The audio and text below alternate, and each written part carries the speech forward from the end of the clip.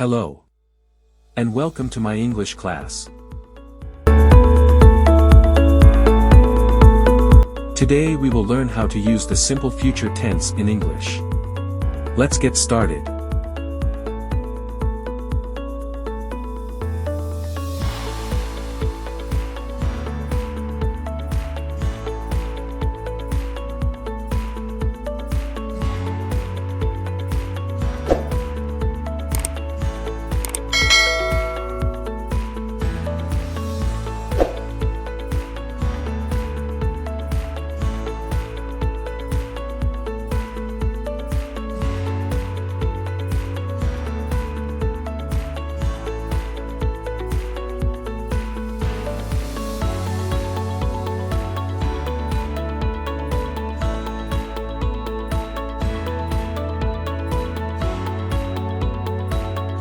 If you want to learn more about grammar and vocabulary, follow me and subscribe.